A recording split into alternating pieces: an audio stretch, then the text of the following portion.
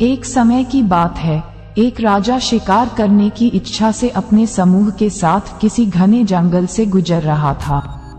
उन्हें काफी देर तक तलाश करने पर भी कोई शिकार नजर नहीं आया। वे धीरे धीरे उस घनघोर जंगल के अंदर जाते गए। वहां उन्हें एक जगह डाकुओं के छिपने की जगह नजर आई। जैसे ही वे उसके पास पहुंचे ही थे कि वहां के एक पेड़ पर बैठा तोता बोलने लगा, पकड़ो पकड़ो, एक राजा आ रहा है। राजा के पास बहुत सारा कीमती सामान है, जल्दी आओ, इन्हें जाने मत दो, लूट लो। तोते की आवाज कानों पर पड़ते ही सभी डाकू राजा की ओर दौड़ने लगे। डाकुओं को अपनी तरफ तेजी से आते देखकर राजा और उसके सैनिक भी अपनी जान बचाकर भागे। वे तब तक नहीं रुके जब तक भागते भागते डाकुओं से कई कोस दूर निकल नहीं गए। सामने एक बड़ा सा पेड़ देखकर सब वहां रुके। कुछ देर आराम का सोचकर उस पेड़ के नीचे पहुंचे। जैसे ही पेड़ के पास पहुंचे कि उस पेड़ पर बैठा एक दूसरा तोता बोल पड़ा, पधारिए राजन, हमारे साधु महात्मा की कुटिया में आपका स्वागत करता हूँ। अंदर आइए, जलपान कीजिए और थोड़ा आराम कर लीजिए।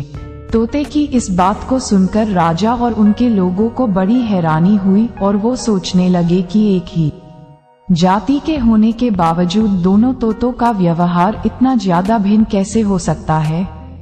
राजा बिल्कुल भी इस बात को समझ नहीं पाया।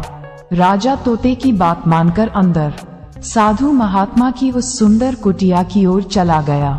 साधु महात्मा को प्रणाम कर उनके पास बैठ गया और अब तक उसके साथ घटी सारी घटना सुनाई और फिर धीरे से पूछा, गुरुवर, उन दोनों तोतों के व्यवहार में भला इतना अंतर क्यों है।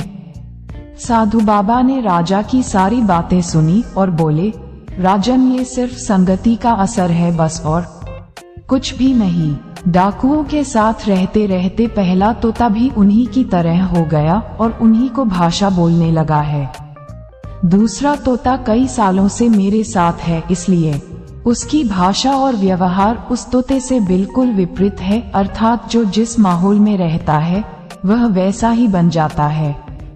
कहने का अर्थ है कि मूर्ख भी विद्वानों के साथ रहकर विद्वानों जैसा बर्ताव करने लगता है, और अगर विद्वान भी मूर्खों के संगत में ज्यादा समय बिताता है तो उसके अंदर भी मूर्खी वाले गुण आ ही जाते हैं। इसलिए हमें संगति और माहौल का चयन सोच समझकर करनी चाहिए।